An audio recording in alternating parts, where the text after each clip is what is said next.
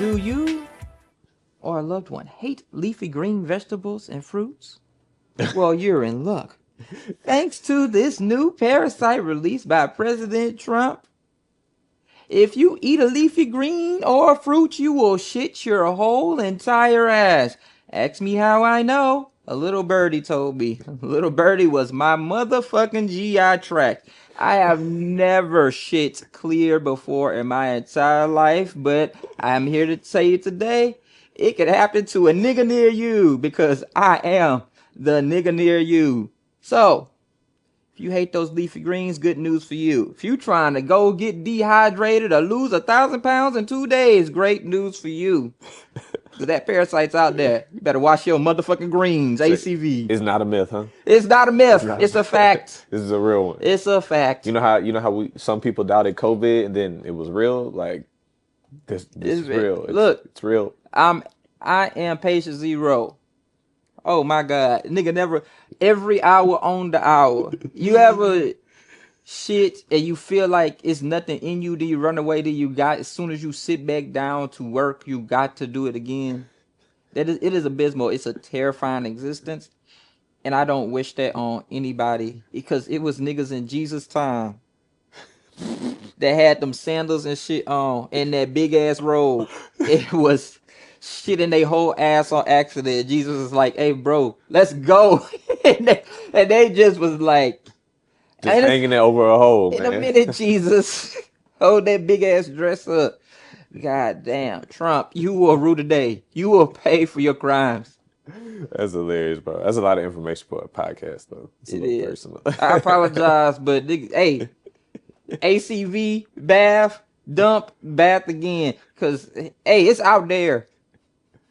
That's why mom had them apples in that. In the bath. Yeah, I had bathed them Yeah. twice before then. I said I can't do that again. I can't do that again. I think that is honestly a perfect segue into today's topic. Right. Okay, yeah. You know what it is? It's a great segue into the fucking topic. What's the topic, Desmond? Today's topic is boundaries. And apparently, Gerald's having a hard time finding a boundary between him and the bathroom. Yeah, and maybe that's a boundary for y'all. Y'all like, I did not need to know that fucking information, but guess what? Now you're aware. Now you're aware. We did not tell y'all the first time, but we are brothers. We are real life brothers. Actual brothers. Actual- Blood-related brothers. What you said? Same mama. Same daddy. We got the both of them. All right. 371 days apart. September 23rd, September 29th. Like, Literally. come on now. It's a lot of people that's asking. Well, we telling you.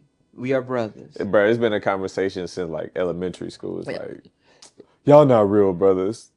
Or it's who the oldest. It's like, it's either one or the If it's we not real brothers, it's you got me. You got me.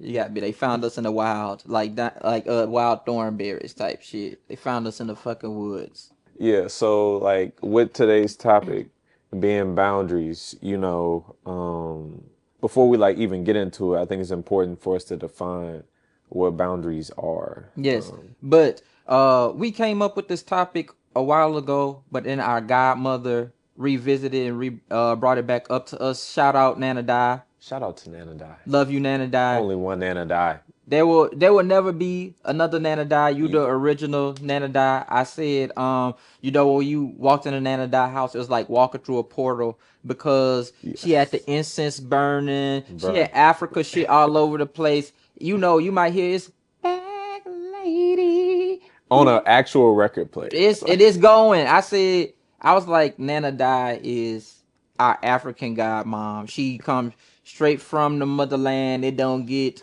more original human being than her, the archetype. Absolutely. So Nana Di, you always been an inspiration to me, just with like things of that nature, like Africa and like Pan-Africanism. And seeing you get your doctorate, also just motivating to me, just hearing the way that you talk and the things that you write, it's always been so motivating to me. And I appreciate that we was blessed to have you in our lives. So I thank you for being our Nana Di. Absolutely, absolutely. But in honor of Nana Di, we have to lay the groundwork by defining what boundaries are. Yeah, so I got two definitions here. One is from Merriam-Webster, and it says that a boundary is something that indicates a fixes a limit or extent. And the other definition is one that's gonna come from this book, Set Boundaries, Find Peace by Nidra Glover Tawab. A really good book about boundaries. I recommend it to anyone who is trying to find their boundaries, trying to build boundaries, or just even just trying to figure out what it needs to be in a relationship to make the relationship better. And her definition of boundaries are expectations and needs to help you feel safe and comfortable in your relationship. Hmm. So, like hearing that, it kind of begs the question: what's the difference between an expectation and a need? Like, if I expect it, does that mean that I need it, or is it optional? Like what's the difference? I think that really kind of depends. Like, I'm not any expert, but you can expect, for instance, that if I picked this remote up, if I dropped it, it's gonna fall. That's the expectation. I don't need that necessarily to happen. So there may be things in a Mm, relationship that are necessary for the continuation of the relationship, or once again, as the definition said, to feel safe and comfortable. That is very different, I think, mm, than like a desire, because a desire can also be an expectation, but it's not mm, nothing that you necessarily need. need in a relationship for it to go on or for you to feel safe or comfortable. Mm. No, that's really important, man. Like when I hear about boundaries and talking about needs and expectations, my mind like immediately goes to family. You Mm-hmm. know, like the family that I'm building, but also the family of origin that I come from, Right. and how like that experience that I had in childhood like built the foundation for the understanding that I have for adulthood in the family that I'm building, and like what boundaries look like there, like taking time for myself as a dad, as a human, Mm-hmm. but also making sure that my relationship, which is its own being, with my wife, my marriage, that has to be cultivated. Right. That friendship, that relationship, but also allowing her to set boundaries too.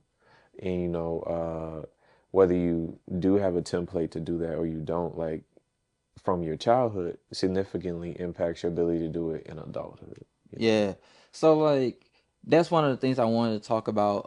And you said that when we were conversing with Nana Di about this, she was saying like, when do those boundaries begin? And for me, I think Mm, those boundaries begin when a child is a baby, mm, because children, you remember when you was a child. I hope you remember when you was a child. yeah. It, and so many times when we are parents there, or teachers or leaders, there are things that we need to have done, and our goal in our mind is just, let me get this done as fast as possible. Expedient means. Right. Expedient means just what's the fastest way to the end goal. Yep. But think about how you felt as a child when you were whisked away or did forced to do something against your will in a way that made you feel. And think about how that has influenced the relationships that you have now. So many times when we were a kid, our boundaries were violated, and the lesson we learned wasn't to do necessarily whatever it was that they wanted us to do, or the value that was in why they was telling us to do it. The lesson that we learned was, when you are big like an adult, you can force people who are smaller than you to do what you want them to do. And that is the way that we parent in turn.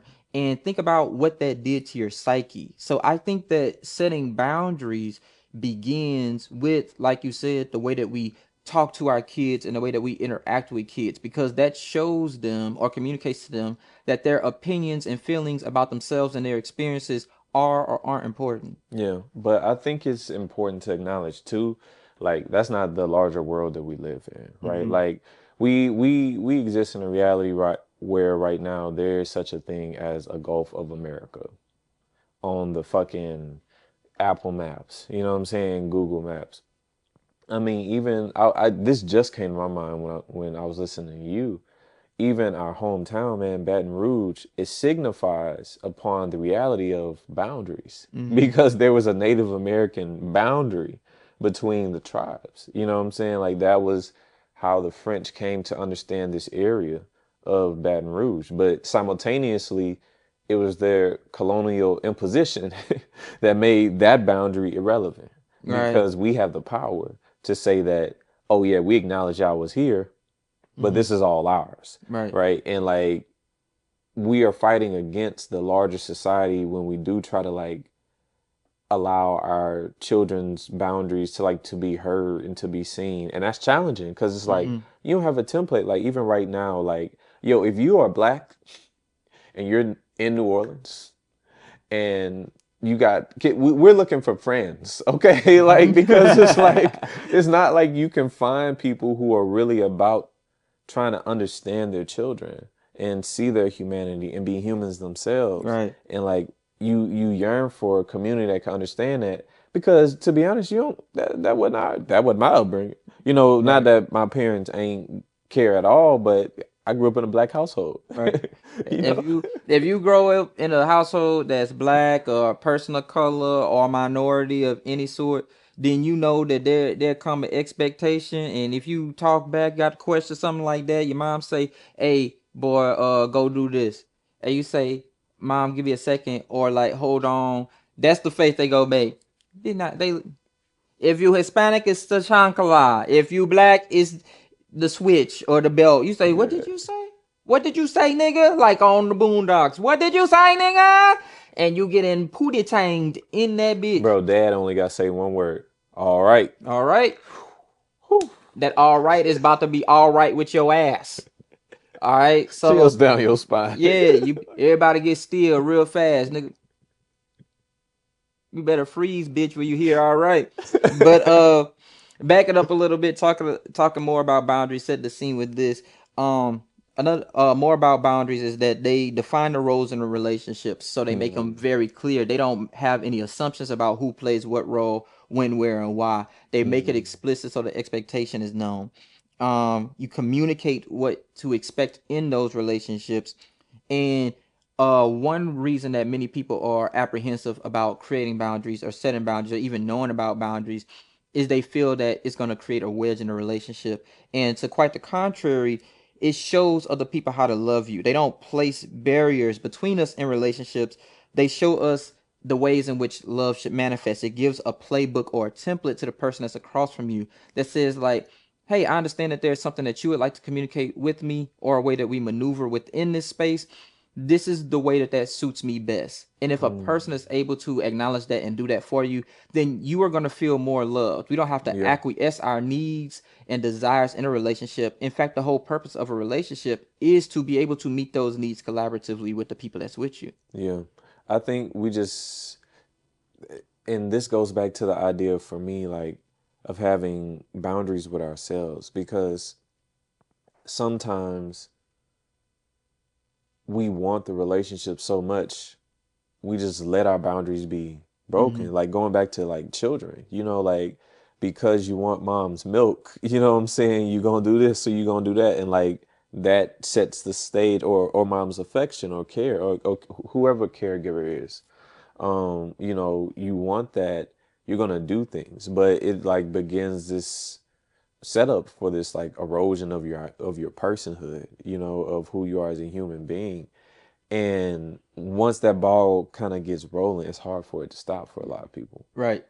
And I think that that's very much so the case, and it has been the case in my life, because like as you were saying earlier, the places that we learn to set boundaries or learn whether or not we're allowed to have boundaries is in our home. And as we have often said before to one another, that sometimes your earliest bullies are often your parents, your older siblings, your older family members, and your teachers. Hmm. And these are the people who also pass on to the people that are your peers that this is the way that we are allowed to treat this person. They give us a Hmm. lot of those rules, and Yeah. or that love is something, love and affection are things that are a payment for the currency of you being able to perform a deed. You Yeah. know what I'm saying? So you learn to like coerce love or to pull love out of people. "I got good grades, please give me affection.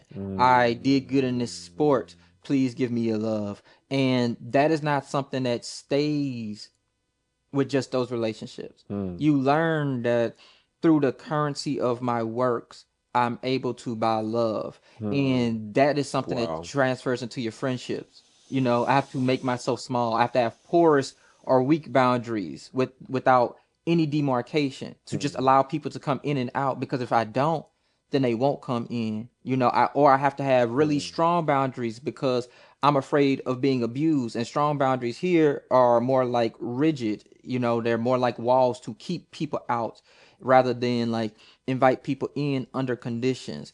And then that transfers into our romantic relationships where we believe that like I have done the things that I'm supposed to do. I fulfilled my role, even though I didn't explicitly communicate to you what I believe my role is and what my needs are, or what you believe your role and your needs are.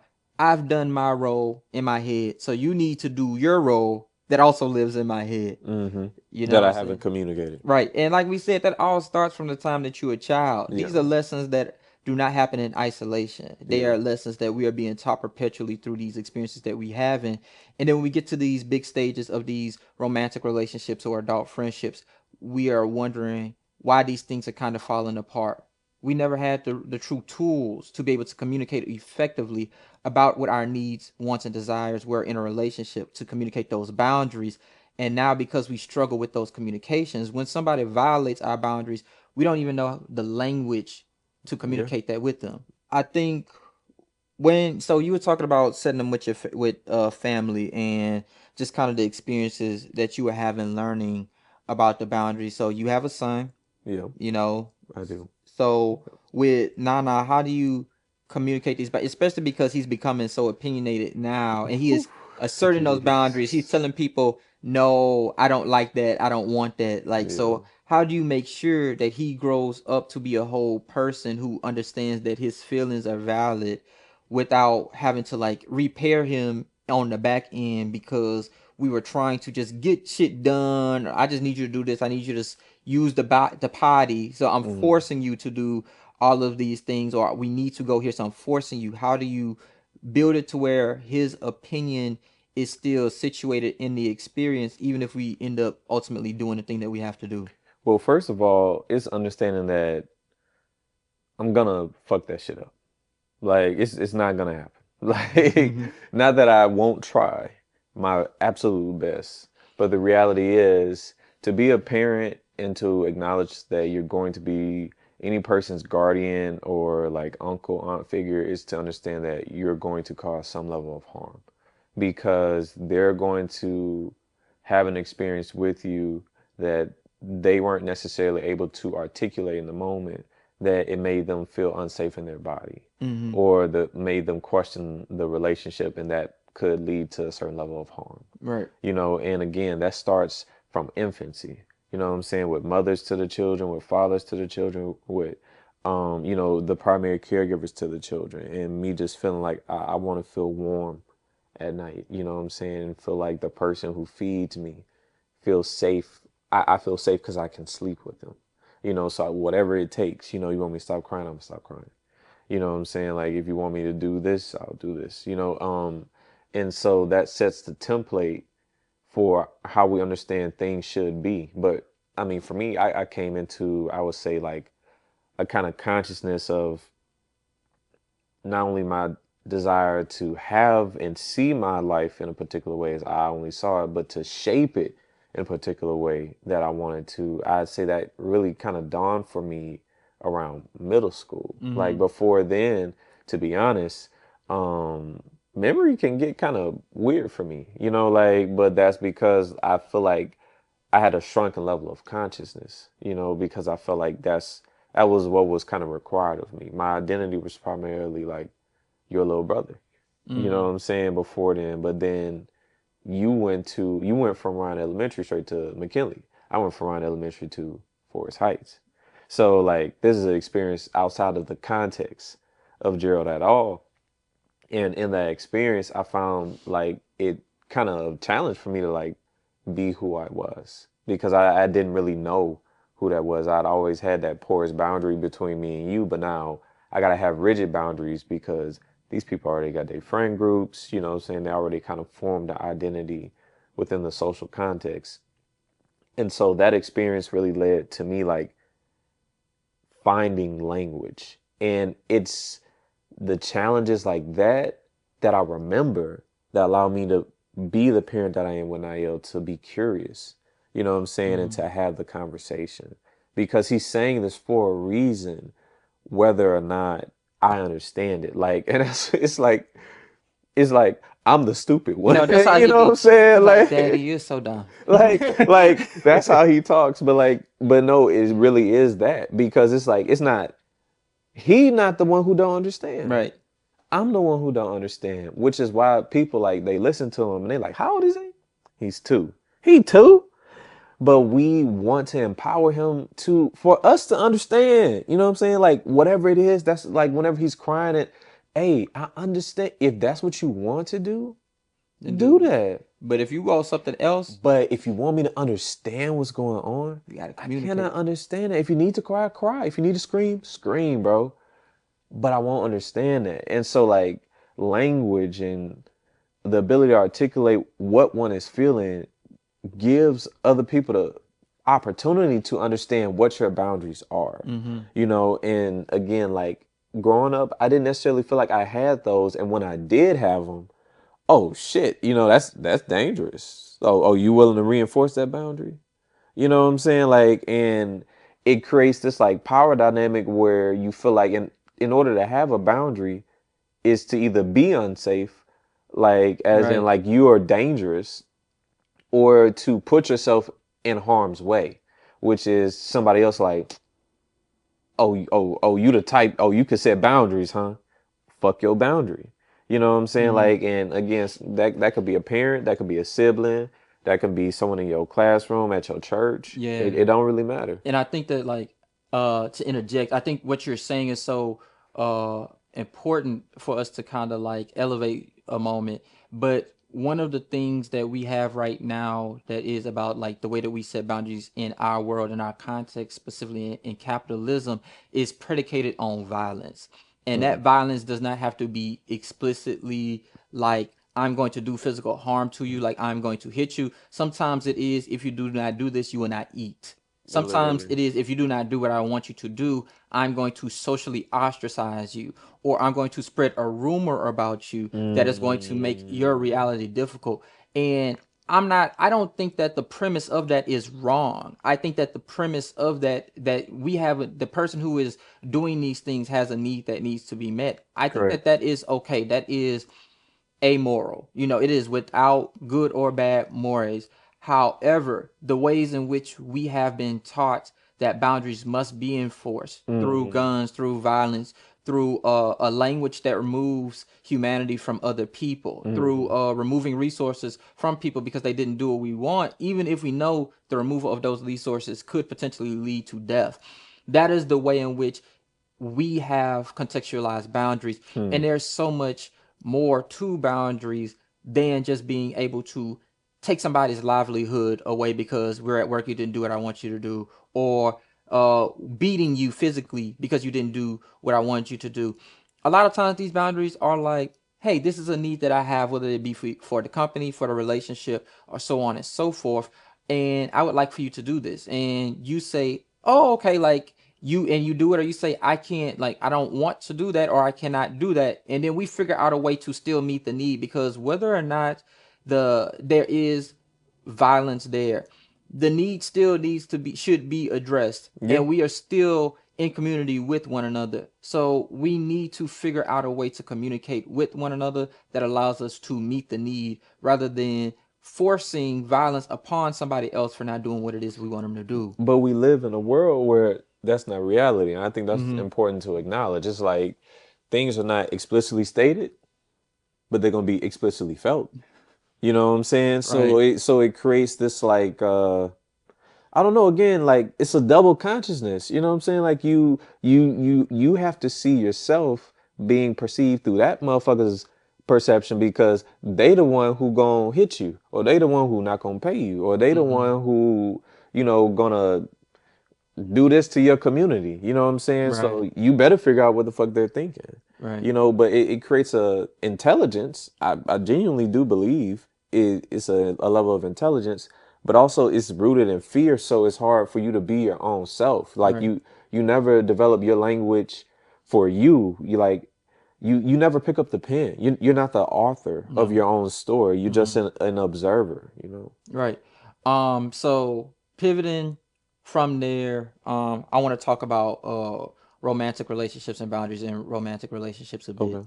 And I'm pivoting that way because, like we were saying with your son, giving him the tools to talk about his feelings is something that most men and boys don't have, That's true. and That is also true. to the ability to be able to like look at people that are in your space with you, that you're sharing community with, and acknowledge their feelings and give room to those boundaries is another skill that we don't have often. And I say that as, once again, somebody who was born male, socialized boy, and to be man, that so often we come to these spaces without the tools necessary to inhabit spaces with partners, and Hmm. that manifests in different ways. For me, personally, what I have seen and what I've even felt, especially when I was in college, was I thought that everybody was doing things that was against their will. I thought everybody was violating their boundaries, and I Hmm. just thought that the violation of boundaries was something that comes with the territory. And when I did that, so for my partner at that time, I thought that that meant um just doing what you wanted me to do regardless of whatever else is going on, like bending over Hmm. backwards to meet your needs. And for me, that started when I was a kid because I wanted to get the love from my mom and dad, and particularly with dad, I felt that if I wasn't achieving in basketball, achieving in football, achieving in school, then you were withdrawn from me. So I had to overperform to get that love. So that meant that Hmm. transferred into my romantic relationships, where I was like, I had to perform the role of perfect boyfriend, perfect man to get the love from my partner. Hmm. And then I personally became resentful because I did all the things that I was supposed to do. I Why acted, didn't you? yeah, why didn't you do the things that I wanted you to do? Yeah. And that was the way that that had negatively manifested in my life. So for you, you're a married man. What how does boundaries look like in your relationship with your partner? I think boundaries for us is a constant communication. Like Mm-hmm. is learning every single day because every single day I'm a different person. You Mm-hmm. know, like I've taken the lessons that I learned from yesterday and I'm trying to work up with them today. So it's like I don't know who Angel is today unless I'm open and I'm curious to who she is and why she is the person that she is. And so like it's an ongoing conversation, you know, in all honesty. But I think something that I picked up on a spiritual level some years ago was that we have to be aligned with our principles, morals, values, and standards. First, we got to know what those are, you Mm-hmm. know, because if we don't know what those are for ourselves, when we come to the relationship again, we're going to have very porous boundaries. Right. And we also won't have the language to communicate and articulate what those boundaries are when we do have them and why we, you know, have them. So that's something that, again, we kind of have as a foundation. And it's an ongoing conversation for us. And something that you was talking about before is like an important part of these boundaries is the curiosity, because Yeah. as I stated earlier, boundaries give you a playbook to love and care for somebody in a way that meets their needs. So when you have that curiosity, you can inquire about the boundary in a sense of like, okay, what is making you like, why does doing this particularly make you feel safe? So Hmm. now it's like I'm getting a deeper understanding of who you are as a person. Yeah. Something that I've kind of experienced, and I think I have pretty healthy boundaries in my romantic relationship. Shout out Gabby, love you, mama. But I think that one of the things that makes it easier is because we've already established that communication is a free flowing experience, and the purpose of that Hmm. experience is for us to get to know one another better. And there have been times when she has done things that have rubbed me the wrong way, and I've done things that rubbed her the wrong way. And rather than sit on them and be resentful or just let those feelings pile up, we'll just be like, hey, I really didn't like it when you did that. Like I appreciate it if you did something different next time. And it's just like, it'll just be like, okay, I hear you. If it's me, that's how I say, okay, what do you want me to do next time? Like, tell me what I did so that I could like replay it in my mind so I don't do it. You As a know, man, my bad. go ahead. As a man, like as a man, That's what I was gonna say. shit's As a stupid. man, But like a lot of some men, I'm not gonna say a lot. Some men struggle with even putting themselves in that position to like be curious in a relationship, right? Like you are, and just like saying like, how do we get to this point? So, and how can we just be sure not to get here? right? But What gives you that template I for think that? that too coming with that is because a lot of the times we don't necessarily set boundaries. We are accusatory. You know what I'm What saying? do you mean? And when I say that, what I mean is like, if let's say you did something. Let's say if we was dating and I was a woman, right? And you not taking me on dates or something like that, right? Instead of saying, hey, I would like to go on a date, like we haven't been on a date in a long time, and I would like to go on a date. Most people say, she always going out on dates with her man. You should get some money, so whatever. So it's like now I feel like I have to defend myself, Yeah, right? And that or attack you become, back. yeah, or I gotta attack you back and talk about what you doing, Yeah. and a lot less it's about like, this is what I feel like I need in a relationship. That's not to say that it never happens. It's just to say that the way in which the paradigm that we have that situates power with men being on top, women being on bottom, parents being on top, kids being Children on being on bottom, bottom. Yeah. politicians here, constituents Citizens here, here. so on and so forth. If you're at the top, you get to force your will upon people. So I don't necessarily have to have boundaries. I could just force you to do what I want you to do. That's why I'm on top, right? That right. That's the whole purpose of being on top, because I can force you to do shit. And if I'm on the bottom, if I have a need that's not being addressed, I can't force you to do anything, but I can annoy you. I can coax you. I can manipulate you into doing things that I want you to do. And that becomes kind of like the pattern of communication is I force you to do what I want you to do by through coercion or just making it so difficult and uncomfortable for you to not do it if I'm on top. And I just nag you until you do it. So we never have to actually Had a set those conversation. boundaries, right? Yeah. And for me, that wasn't something that I just was like, that I just intuited. That was something that like I had to learn over time, because as I said, I also had non-existent boundaries at best, if we could call them porous. I just let people tell me what they wanted me to do, and I did it because I wanted to have the friends, I wanted to have the love from a partner primarily. So I just thought that this is what I had to do.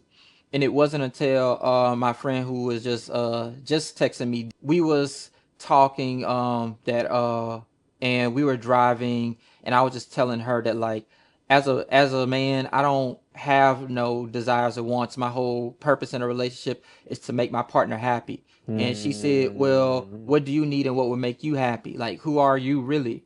And I said, I don't know who I am. I don't know what I need. And I remember like just kind of breaking down crying, because I was just like, I really don't know what it is that I need. I don't even know that I had needs, and nobody had asked me that to that moment in that way, not even just like romance wise, like in general, figuring out who I am or what my needs wasn't necessarily a thing. And ironically enough, that was 10 years ago to the month, I believe, that we kind Yeah, of that's crazy. had that conversation. But that sent me on a journey that allowed me to discover myself, that allowed me to be able to be like, oh, okay, these are my boundaries. Or like, this is what I really appreciate in a relationship. I would like to be talked to this way. I would like to go to these places. I want people who are curious too about relationships, about foods, about travel, and wants to just experience everything. And then I express that to my partner, and my partner decides whether or not they can meet that need, and we determine what the relationship will look like based around that conversation. So you said it was about 10 years ago when you first got on that journey. Yeah. So that was like 22, 23, somewhere Hmm. around there for you. So before then, like thinking about your childhood, did you feel like you had boundaries? Like, what was that experience like for you? School, church, home, like, what was boundary setting, or who had the right to have boundaries? Like, what was that for you? Um, Well, you was there. I But was there. on for real, on everything. If you a kid, you don't get boundaries. Like, what the fuck's a boundary? You do what you're told. You go get your ass beat. You know what I'm saying? And like I said earlier, for me, a lot of that was like, as a kid, I wanted nothing more than to make my parents proud. And as a Yeah. boy, you want nothing more than to make your dad proud. Mm. So, you bringing home grades and stuff. You like, dad, look what I did, or mom, look what I did. And, mom was always like, oh, you're so great, baby, so great, it's fantastic. So you getting the affirmation from her, and with dad, it was like, why you got this C? Why you got this B? So Hell then yeah. it becomes it's a competition. You know what I'm saying? It's not necessarily a like, hey, I really needed you to say this, or I needed you to communicate to me like this. You don't get to say those things. Mm. So you just get to all you get to do is like, is that person pleased, and are you fulfilled? So, and I Mm. wasn't getting those things. Mm. So it's like that made me think that like love is a like a gambling machine, where it's Mm. like I constantly am putting coins into the slot and pulling the handle, and maybe this time I'll get the jackpot and I'll get the endorphins I need, and get like, the happy chemicals flowing through my body that, you was finally proud of me. But until then, I'm addicted. I'm addicted Mm. almost to the process. I just got to keep pulling, and Mm. hopefully you'll give it to me, Man, you know. that was a beautiful description. Like I really appreciated that metaphor. Do you feel like when you started making the change to become the person that you are now, like what was the first early days or the first step in that process for you? um for me, it really took, like, even before I got there, it was a journey of self discovery, Hmm. because I realized, like you said, that so much of life I was living as though I was in the movie theater, and I'm watching the movie that is my life, and the people around me, my parents, then my peers, are telling me the direction I should go, and it's like I'm having some opinions, but it's not like a whole lot of big opinions, because the trajectory of my life has already been carved out for me by my parents, Right. and the little details are being controlled by my friends. So Hmm. it wasn't until like I sat down with myself and unpacked all of the things that I thought made me me, all of those assumptions, and then began to, examine each of these and be like, I like this thing. Where does it come from? And I look back and I say, okay, I like the origin too. And I put that into myself. And then I pick up the next thing and I say, I don't particularly care for this. Where did it come from? And it's like, this is a social expectation, or this is something that your parents forced upon you, or your friends forced upon you, or, whoever, whenever, whatever. Or maybe this is attached to a traumatic experience you had as a child. And then you're like, okay, I don't particularly care for this day. And that helped me to move into that experience that I was saying. And then ultimately, when it came to my parents, it it was an ongoing conversation. But the earliest time that I remember setting a firm boundary was with dad. Shout out to dad. Big Love, shout out there. yeah, love you bad, bro. But it was because our relationship up to that point had been so much of like you being disappointed in me, or him being disappointed in me, and or Mm. it being like sports, that I was like, look, I don't even know how to talk to you for real. I don't know how to build this relationship, and I really, really want to. I was moving to Texas, and I didn't know how. It was 11 hours away. I didn't know how when I'd be back, and I didn't know what could happen. And ironically enough, I did get into a crash that totaled my vehicle. Another topic for another day, but we sat down. We did some genealogy stuff. We looked at old photos, and I said, like, I want to have a different relationship with you. I want to have a more holistic relationship with you. I want to talk to you about girls. I want to talk to you about my life choices. I want to talk to you about what I'm thinking, where I'm going, who I'm going with, what I'm doing. But our relationship has always been predicated on the fact that like what I'm doing isn't enough, and Mm. or that I was afraid I was gonna get a whooping. Yeah. So I want it to be different. So, tell me, I want to communicate different. So tell me what that looks like to you so that we can make that happen. And then we just had like an hours long conversation like the night before I left about what that would look like in practice. And that was my like I was blessed to have a fairly good experience. There was a little bit of apprehension and defensiveness, but it ultimately was a good experience. To me, the hardest part was getting worked up to actually say it because Mm, it felt like a big old mountain that I had to climb. To setting a boundary with somebody who was on a perceived higher level than you is an extremely scary thing because you don't know how yeah. they'll react. They could withdraw resources Yeah. at any time. They Most of these boundaries or needs or misunderstandings have been mitigated through an ass whooping. So Mm, even though I'm 22, mm. I'm still afraid of an ass whooping. Even though I know you're not gonna literally whoop my ass, that 6 year old kid is Yeah, here it's still inside me. and he gonna get to set boundaries. Yeah. So it's like I'm having this conversation and I'm crying and I'm saying that like this is what I really want to do. Like help me to build a relationship with you. I think it's important to acknowledge, like when we talk about this too, that we're talking about a completely different generation where Right. like a what? A what? But me, the Like parent. yeah, like slap you for thinking it. You know what I'm saying? Like in public, ain't no cameras around. Mm-hmm. You know what I'm saying? Like the expectation and understanding the base layer is violence. And like also like men weren't even expected to be able to like have this range of emotions. Mm-hmm. You know, like this range of language. And so like I think it's important to acknowledge that when you can have a better relationship where you can articulate with your parents and it can be in a healthy way that like they are doing a lot of stretching. You Mm-hmm. know, like even though that they do have the power in the situation, again, a quote that we brought up in the conversation with Nana Dye from Rousseau, you know, man is born free, but everywhere he's found in chains, and the master is no more free than the slave.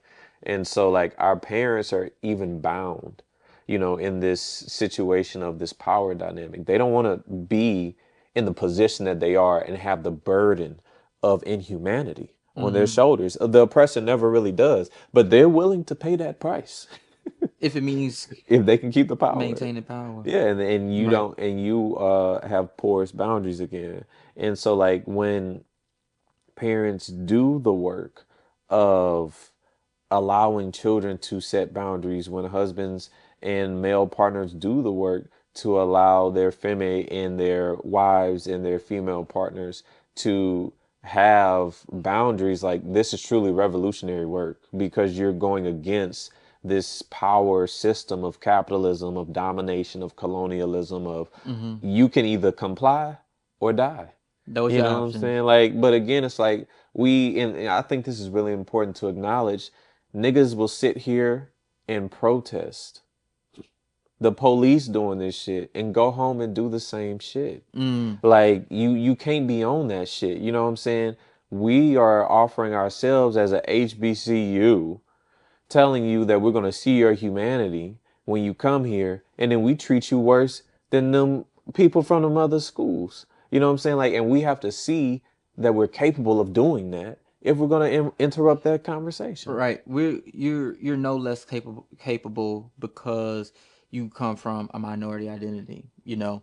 Um but I think that so much of this conversation, like I was saying that the way I was kind of socialized with those boundaries was to have non-existent or weak or porous boundaries. And through those conversations I was able to build, and I think that I had some leeway with that because as I was saying before, I think it is acceptable to have weak and porous boundaries. In fact, that is what is expected of you, is to have weak and porous boundaries, because Mm. it makes it easier for people who are oppressors, whether that Hmm. be your parents. Your parents socializes you to do what they want you to do so that you can go to school, and then your teachers and principal forces you to do what they want you to do while you sit in a box for 8 hours a day so that you can go to work and have that person force their ideas and opinions on you Hmm. so you to sit in a box for 8 hours a day. So this system is just a scaling system that works best with people with non-existent or weak and porous boundaries, because people with weak boundaries make great workers under capitalism, because you're Hmm. not able to have the conversation about I need more compensation, I need more time off, I need paid maternal leave, or I just ain't trying to do it today. or this is outside of my capabilities. Any of those things, those are conversations that you cannot have. You're risking your livelihood. You're literally risking your livelihood. Like, somebody will say, well, you're no longer allowed to work here, and they act like their hands are off of it because they don't get to see you die, but you die nonetheless. Because you So still ain't got health insurance, health insurance, dental money, insurance. food, any of these things. So it is important that we acknowledge that. But through those conversations, I was able to kind of learn some of those things. So what about you? When was your earliest memory with kind of setting those boundaries? What was the experience? Who was it with? And how did you learn, and how did that shape the way that you manifest now? I think it honestly was with you. Like when I think about like earliest, even talking about stories, the story of us at Greater King David. Right. Please tell the people about Greater Key David. Bruh, okay, so it's just one particular story of me and Gerald, and we were in like the children's church or whatever, and I guess they was handing out crackers, and it was two options. It was the cheese crackers, and it was the peanut butter and jelly crackers. Now, let's keep in mind, at Greater King David, up to this point, they didn't even think I could talk because whenever they'd ask me questions and stuff, Gerald would answer for me. And that was kind of like the dynamic that it was, that at least was played out in public. But on this particular day, because they was offering peanut butter and jelly crackers, man. And this is a peanut I'm butter a and peanut jelly butter ass and nigga. jelly ass nigga, man. People say that's a struggle meal. What? That's He'll a struggle. struggle meal? He'll struggle forever. Forever. I'll struggle into eternity. Put me back in the struggle with the jelly and the With the peanut butter. jelly, the peanut butter, and the bread, and I'm good, brother. And so, I obviously said, I spoke up, and I said that I wanted the peanut butter and jelly ones. And Gerald said, no, I wanted the cheese ones. And so it was a back and forth, and they literally had to go get mom. They had to go get mom out of the main congregation to come get us Because we was because fighting. because we were fighting. So like I think and it's so funny to recollect on that story because like that's how, that again in some ways was my fire baptism into boundary setting. And so I think that's important to acknowledge because I still carry that story, Hmm. inside of me, even if I forget it consciously. Like thankfully I'm able to recall, and speak Right. on It's your favorite it. story. It's not my fucking favorite story. I have many better stories. I went to fucking Peace Corps. I got better stories. But I think that story is important to acknowledge because like there are other people too who your earliest memories of setting boundaries are directly associated with violence. Hmm. So you don't even have like a preset or a principle or a precedent to understand boundary setting outside of violence. But it takes that level of curiosity and imagination and belief, and love, most importantly, to see it as possible because look our relationship now. You know what I'm saying? Right. Like, and that is the beauty again of like as I'm thinking about this, like I keep thinking of Baldwin, so many different Baldwin quotes, but one in particular I think I want to mention here is love takes off the mask that we fear we cannot live without but no, we cannot live within. And like, I think that's so appropriate because like we are able to have these conversations unmasked, you know what I'm saying? And 31 years ago, that wasn't a possibility, you know what I'm Right. saying? But 100% is now. And I think that's, again, the beauty of love. Hmm. Yeah.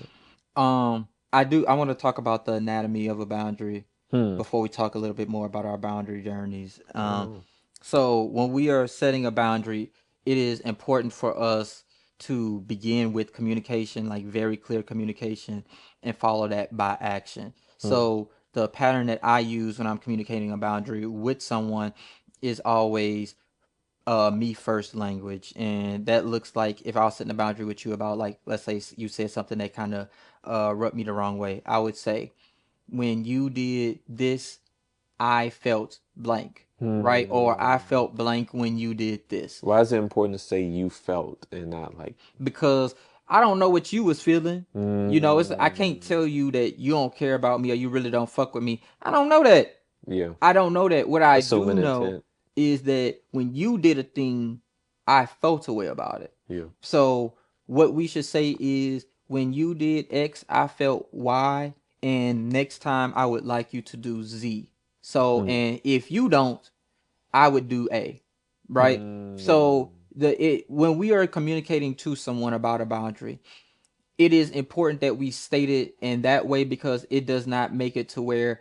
they did something because they felt a way about us. It is about our perception of what they did. That gives them an opportunity to clarify, and also it gives you an opportunity to clarify how you felt when that person did something. How's that not guilt tripping them though? Like how you're saying like, oh, but if you do this, then I'ma do this. Like, is that not like a form of blackmail?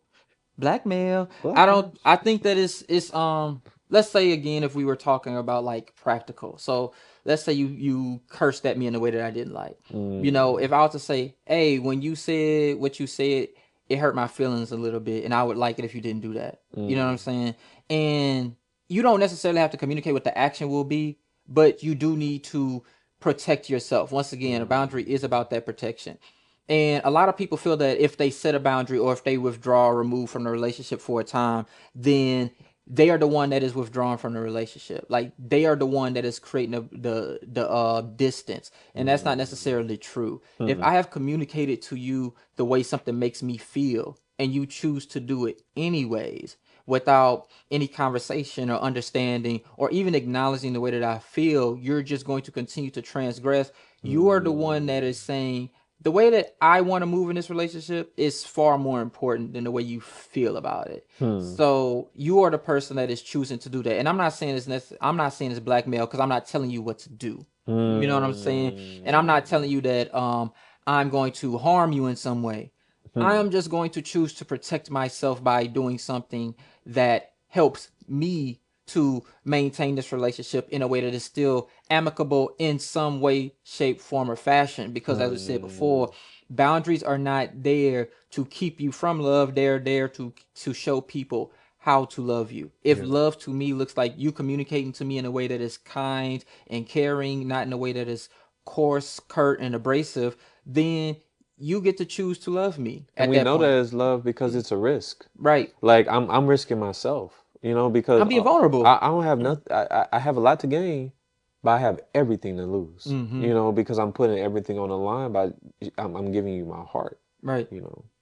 So I think that even though what we said about dad was like probably the biggest time that or the first time I had to set a boundary. Yes, the biggest time that I had to set a boundary was around COVID, and I had to set Mm, boundaries with work, romance, and family all within like a month or two of each other. hmm. So with work, there was me and there was one other person who was doing a lot of the work for grades 3 through 5. We were doing the planning, we were doing the organizing, we were passing out things, we were creating celebrations, and we was getting the scores. We was creating the curriculum. Like we were doing all of these things at the Hmm. same time. And there were things that we would look at in the system, and we would say, "Hey, if we don't change this thing about the system, it is going to crack or it's going to Hmm. crumble." And people took that as we were doing like we were trying to say that we could run a school better, and it's not. It's Hmm. just that we're all part of the community, and I notice things about the community because I'm in these spaces that you aren't. Hmm. So they kind of started to take it out on us by punishing us, so we chose to withdraw from a lot of Hmm. those responsibilities, and we got a lot of flack for that. And just as it was reaching a fever pitch, COVID happened. Hmm. At that same time, story time, me and Desmond had a riff that also lasted 366 days to the day. But what happened then was Desmond had just come back from Peace Corps. Again, newsflash, he went to Peace Corps, was spreading peace to the cores and the whores and the niggas as well.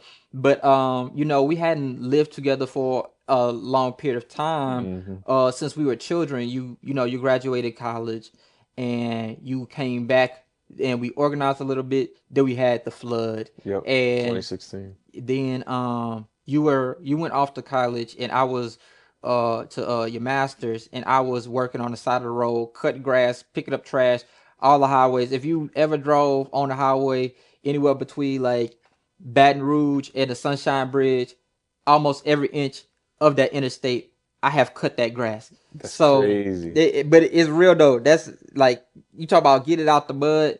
Really was doing that. Literal mud. Literal mud and grime. But so then I left and went away again, and then you came back, and then you left again with Peace Corps, and so we hadn't spent a lot of time together. So we're trying to figure out who we are while we're also trying to figure out our place in this crazy ass world where a virus is spreading across the entire world. And I understand that you were like in the place that you were in because of that, and I was in a place because I had a lot of things going on.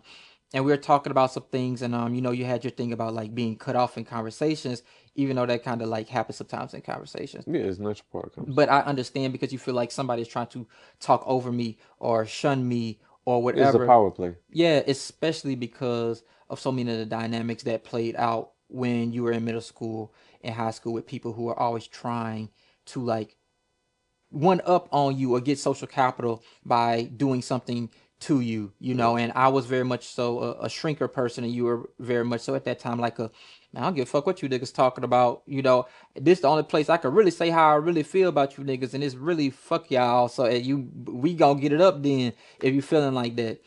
So when you came back, we didn't know each other, and we are having Mm. conversations, and we had an impasse, and you felt like you was being disrespected, so you said, don't cut me off. And I was like, okay, that's cool, but is this like mutual? We both can't cut each other off. And he was like, I don't really care, just don't cut me off. And so then we having the conversation, you cut me off, and I'm like, bro, if it's no cut offs, like don't cut me off either. And then we still having a conversation, and it's conversational. So I'm like, you cutting me off, I'm cutting you off, and it's cool. And then I do it again, and you say, bro, I told you don't fucking cut me off. And then I was like, bro, you're doing a lot, like you doing a lot, and I was like, I don't have to be here, and if you're gonna continue to talk to me like this, then I'll just leave. And you said, well, get the fuck out. And I said, cool. And I left. And after that, our cousin Dre, shout out to Dre, Big shout out to Dre. called me, and he was like, hey, doesn't want to talk. He said he's sorry, blah blah blah blah blah. And I was like, finna talk to you, but then I was like, I don't deserve to be talked to like this. The way Real that he shit. talked to me, I didn't deserve that. And I said, I'm not going to let this go right now. When he gets help or talks to whoever and those feelings dissipate, then we'll talk. And I hung up, and we did not talk until for a long, long time. And that boundary was really hard, and it was really scary because you're fearful that you're gonna lose the relationship. I mean, we had some people who passed in that Yeah. time. You know, So and but I think it was important because if I didn't do that then, I don't think we could be doing this now. yeah, 100%. So that was with family, and then with my relationship, the person that I was dating at the time, she was somebody who also taught me a lot of things just about communicating with your partner.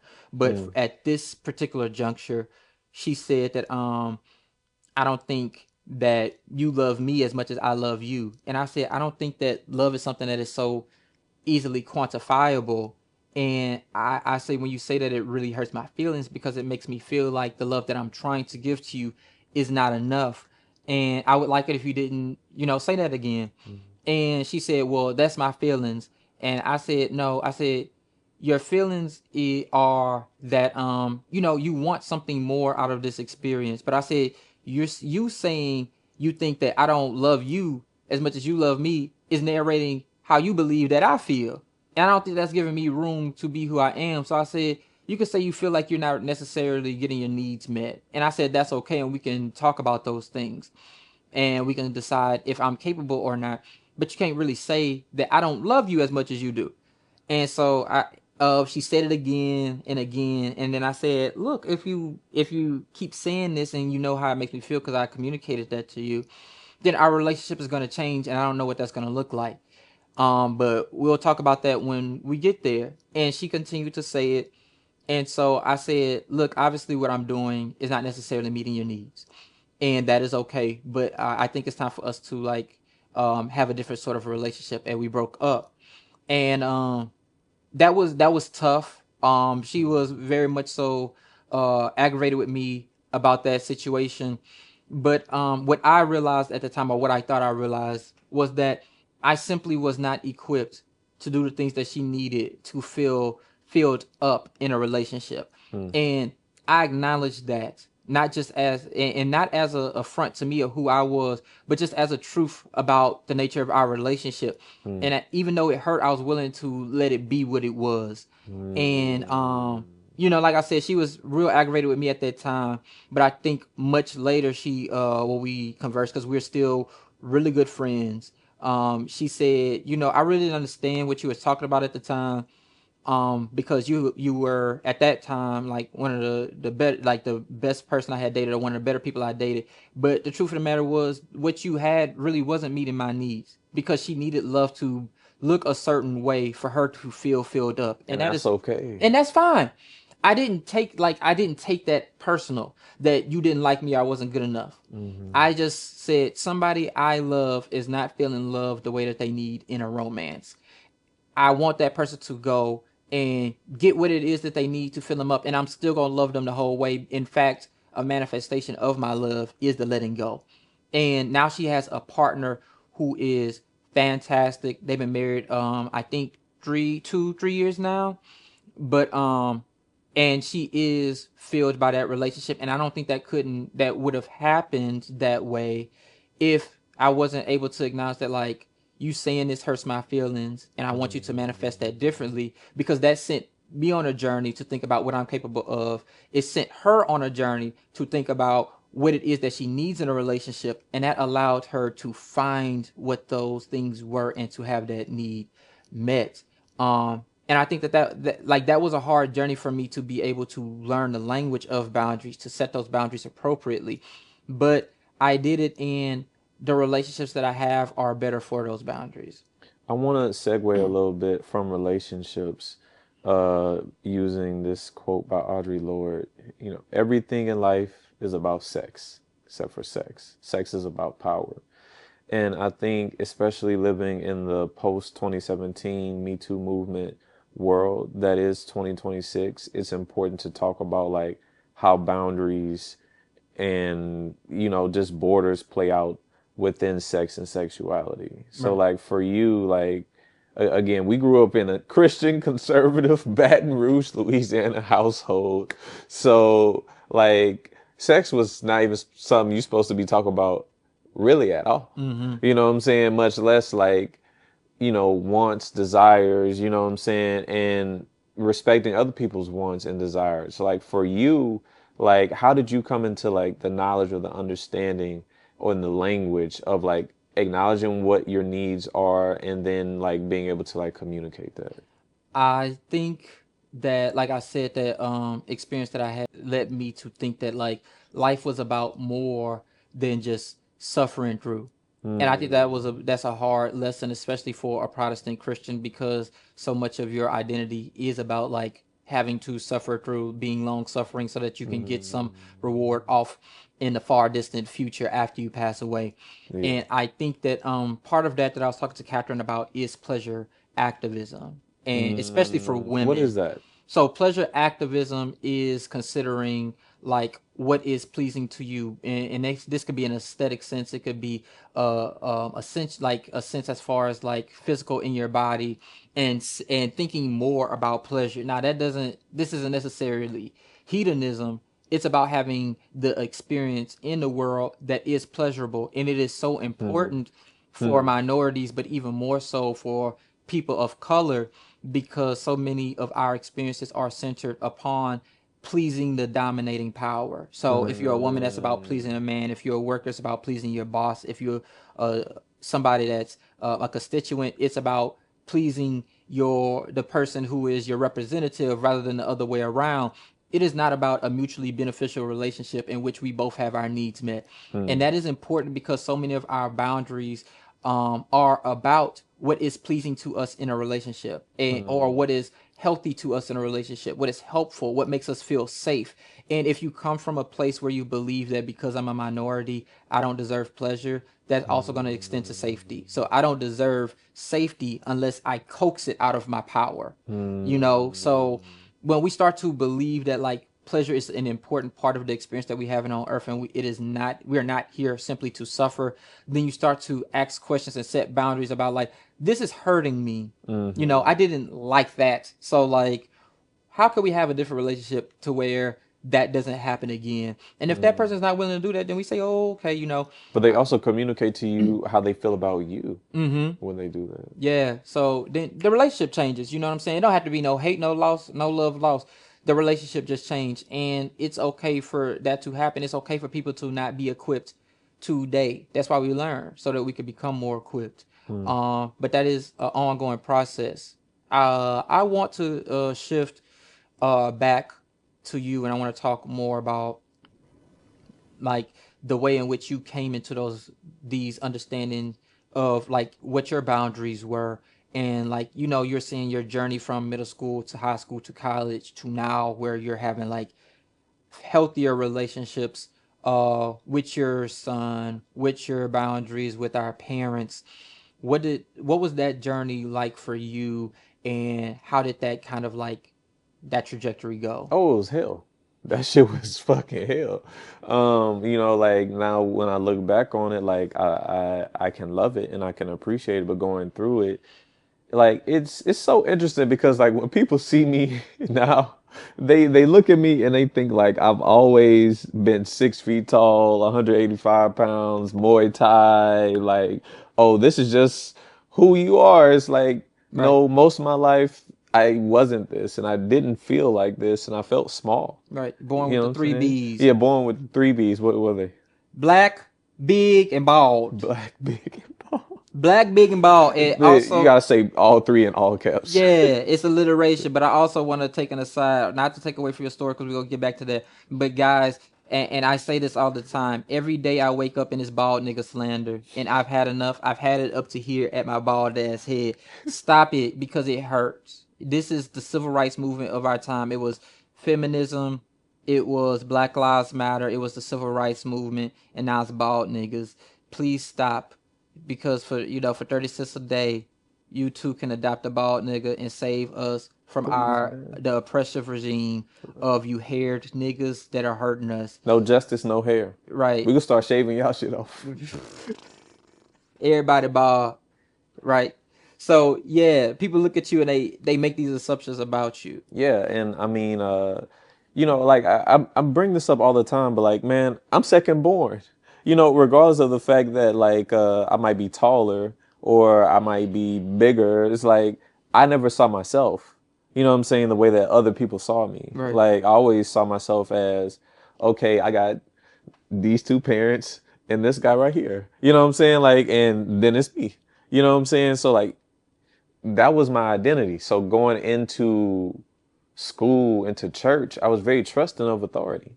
Like because I felt like, okay, everybody they gonna take care of me. You know what I'm saying? Like They have to. I'm and the smallest. yeah, and I'm gonna play my role. But when you are quote unquote playing your role, trying to intuit these unwritten rules and shit, whether that's at home or at church or at school, and you still are unsafe or you put in a more unsafe position because you intuited the wrong rules, nigga. This is street code. You thought church rules was gonna work here. Nigga, this is school. That church shit don't work here. You know what I'm saying? So it's like then you deal with that, and I navigated that specifically in middle school. Like I went through like bullying, things like that. Like I tell people, especially like when I was working on college campus, man, I've been put in a trash can, I've been put in a toilet.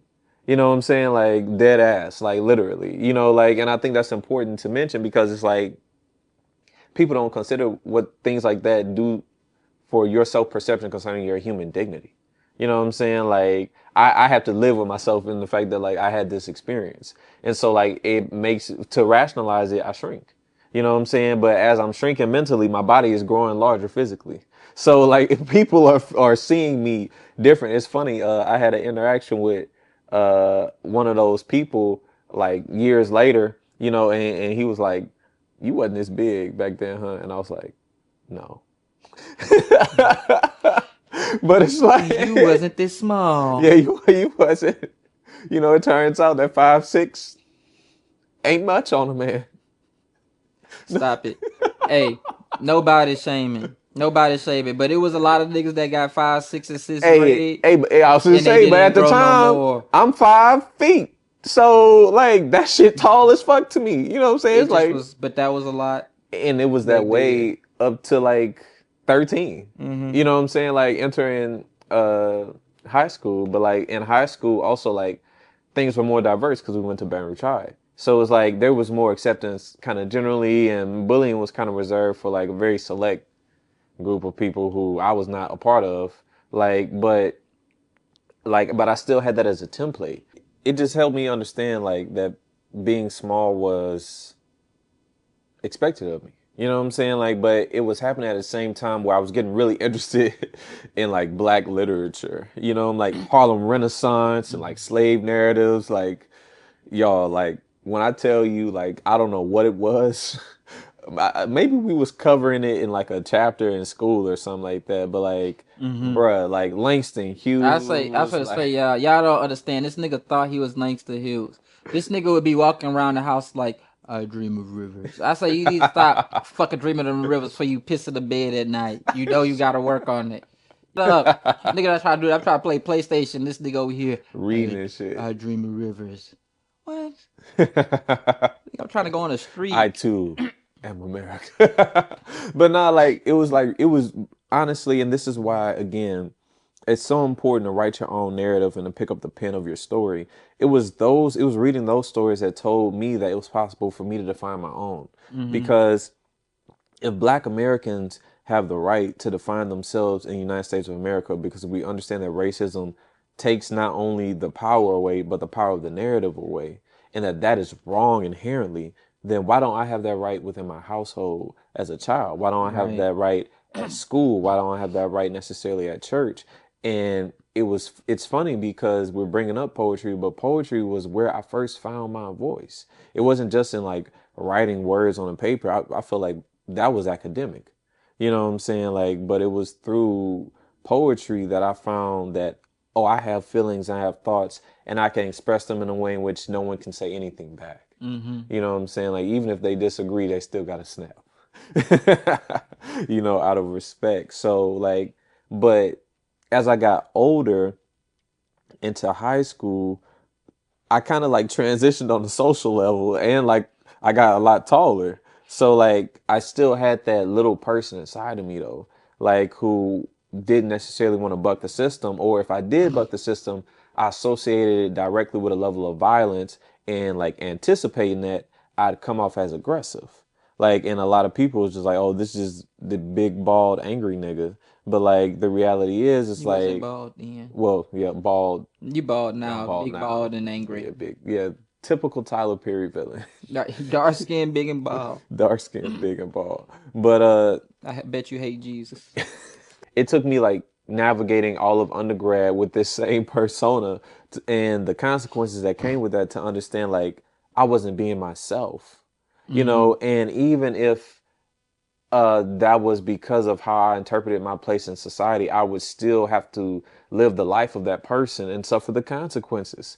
You know what I'm saying? And it was that experience that made me kind of reawaken and open my eyes to like writing my own story of who I was, but accepting the boundaries of what I am and am not gonna do that comes Right. with that, and the consequences. Like, there's naturally going to be an uncomfortable transitionatory period Mm-hmm. between like not having boundaries and boundaries being porous and having them, and a lot of people don't want to set boundaries because they don't want to experience that. Like Mm-hmm. that is like equated mentally to like a level of death. And I guess it is because it's an ego death, Mm-hmm. but like I've had that experience though, like whether that was like willing or unwillingly, like my experience at Fisk University, like Shout out FU.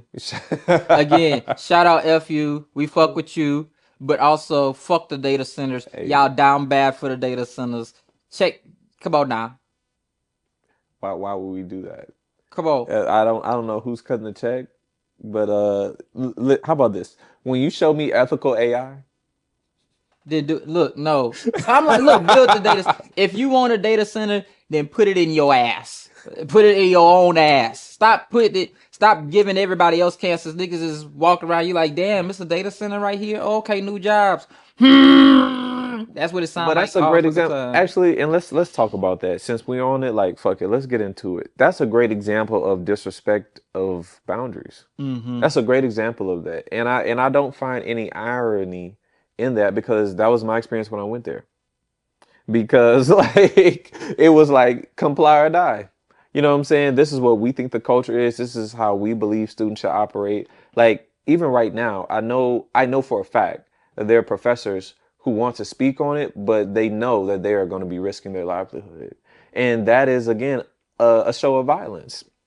Whether it's overt or covert, but experiencing that from an institution that like you're associated with or that you hold dear to you from a cultural level carries with it its own level of grieving. Mm-hmm. And again, it's like we have to understand that if we're going to set boundaries, be people of principles, that there's going to be a measure of loss. But what you gain in your humanity is worth more than what you lost in the performance of just being part of this cog and this thing that never was going to acknowledge your humanity. And that's why you was being part of the whole thing from the very beginning. Right. Like people don't go to HBCUs to be treated like a nigger. Like you can go somewhere else for that experience. But We if all I, supposed to be niggas over here. But now you telling me that I'm a lower class nigga. you understand? Oh, you're in the neighborhood, so yeah, y'all can experience like the blowback of this data center, the noise, the light pollution, like all of these things are acceptable. But we don't give a fuck about your opinion on this because this is going to happen regardless because of how it benefits us. And again, it's like if that's happening on this macro level, I want us to imagine the ways it's happening on the micro level. Uh-huh. But rather than simply critique these larger institutions, because I had that experience also at a PWI when I went to LSU. Mm-hmm. So I don't think the problem is that it's this type of institution or that type of institution. This is just the way that we've been conditioned within the colonial context, Right. man. It is conversations and connotations on power. Yeah, That's what it is, and it doesn't matter who is holding the seat of power. no. If you think about and conceptualize power the same, it's going to have the same or similar manifestations no matter where it is. But it's to that point, me remembering my experience with dad, me remembering my experience with teachers, me remembering my experiences with Fisk, with LSU, that compels me to believe and want something different. Not Mm-hmm. just for me, but even for them. Because I truly believe in your goodness. I know that you don't believe in the possibilities. Right. And that is me retaining my humanity. And that's how I win. Like, even if I don't win in the interim, you know what I'm saying? Like you have the power today, but we as a community have the power for forever. And that community includes you. You just don't believe in it right now. And Right. that's okay because you weren't brought up in a world to believe in it. You don't believe that we can sustain this institution simply on the dollars of our people. But guess what? Jeff Bezos believes in it because he's making it happen. But you could be that for our community, and not from a capitalistic perspective, from a communal perspective, but someone has to believe and then act. And so again, I think it's having experienced this that compels me to try to show up in a different way. But that doesn't mean that I do Mm-hmm. every time. Like, and that's why I do appreciate you bringing up that anecdote because I don't want people to come and watch this shit and believe that we out here being flaw or being fake. Mm-hmm. Like this not no fucking bullshit, bro. Like I'm a real human being at the end of the day. Like at the end of the day, I'm a black man from Baton Rouge. Like, and that's gonna come with all the goodness, the And the badness, badness. and the what the fuck this nigga is so intelligent and what the fuck this nigga is so ignorant. You know what I'm saying? Like I tell anybody, you want to get an understanding of Baton Rouge, Lil Boosie, Kevin Gates, NBA YoungBoy. Okay, that's what you know Baton Rouge for. That is the zeitgeist of Baton Rouge. You know what I'm saying? And so like I'm gonna show up with that, but that doesn't mean that I'm gonna stay there. You know what I'm saying? And I appreciate our relationship because you had the grace and patience, but we also had the space to where we could come back together. And I think that's what we got to keep returning to with all of this. It's like, yes, hold accountable, but also create space, but also still believe. Right. You know what I'm saying? And allow time to do the healing. But real quick, I wanna ask you this question. What are like five examples of boundaries that you think people should like generally have? Um, I I think that I'm gonna think about these in certain contexts, Okay. even though I think that the boundaries kind of can they can go across these sort of spaces and times, and they translate very well. I think that uh, one we talked about a bit before is you got to have boundaries with yourself. And when Hmm. I'm saying that, I mean self care. I don't think that there can be self care. You know, we talked about rest before. I don't think there could be self care without boundaries. Hmm. And I think that means that knowing when it's time for you to acknowledge your body, and when Hmm. your body is saying, "Hey, it's time for us to eat something healthy," that you go and you eat something healthy, like Yeah. your body is telling you what's gonna be. Because if not, your body can't talk to you, but it's gonna communicate. You gonna either sit down or lay down. That's those your options. You know what I'm saying? So Real why talk. don't you sit down before Before you you face lay down. plant? Yeah. You Real know. talk. So setting boundaries with your body of knowing this is what's healthy for my body and this isn't. Uh, the second I would say is family. I think that family Hmm. has a lot of access to us because family is designed to have a lot of access to us. Because family is the training ground for the world, and the world needs to have a lot of access to us, whether that be our data, whether it be our body, whether it be our psychic spaces and our ideas. It believes it should have unrestricted access to us, Real and we talk. need to be able to say, "Hey, I know that you're my mom and I did come out of your vagina, but please don't ask me when another is going to come out of mine again. Real talk. Don't ask me that." Like, Yeah, that's a or boundary. we're just not going to talk. You know what I'm Hmm. saying? Or the choices that you're making. If you can bite the bullet for those choices, then those are the choices that you make. And it's Hmm. like we can have conversations and feedback about it, but I would like for you to not share my information with other members of the family for gossip and for fodder for your laughter. Hmm. That hurts my feelings. And if you choose not to do that, that's okay. You're gonna have to get stories from somebody else. Hmm. You know. Third, I think that we need to have boundaries in our romances, Hmm. and what those boundaries look like is explicitly stating what it is that you want and need out of a relationship. I think too Hmm. many times women are socialized to be passive beings. Hmm. And when I say that, what I mean is they many women feel like I have performed my role as a woman. I am taking care of the child or children if you have those. I am cooking. I am cleaning. I am wearing the nice things. I am being pretty. I am performing my role. You Hmm. need to perform your role. It's time.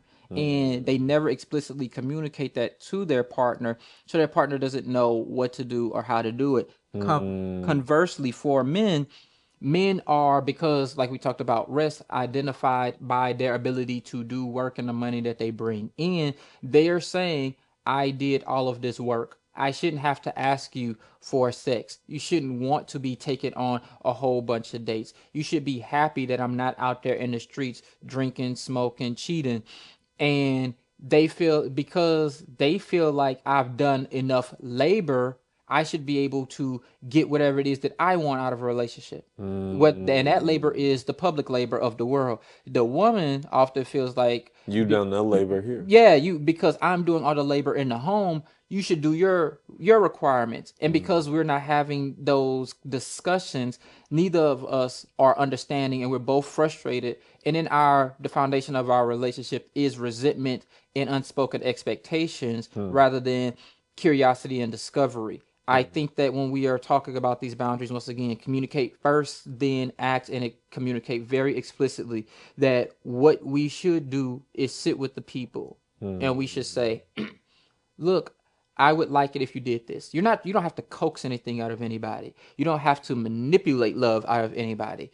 All you have to do is have that conversation and let the person apart from you make the choice to meet your need or not. And if Hmm. they choose not to, you determine the direction that the relationship should go.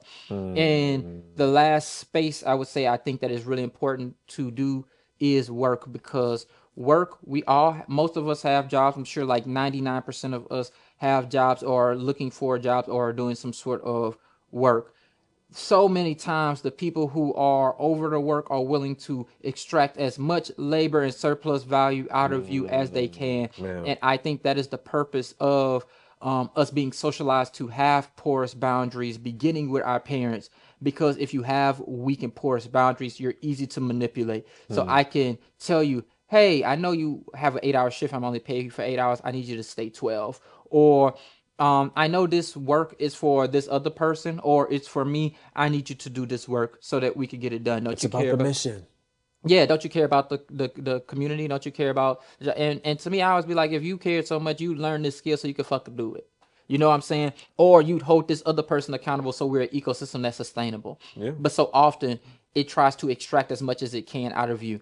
And I say that when we're talking about work, it needs to literally be like, I have done what I can. I will do no more. Like I've done the work that I'm capable of, whether that be this is outside of my wheelhouse. This is outside of my skill set. This is outside of the job description as written, or this is outside of working hours. No one, when you pass away, is going to say that guy sure could crunch some fucking numbers. No one could make a data sheet like he could. No one's going to say that. No one's going to show up to your funeral and say, man, that guy sure could write a response email.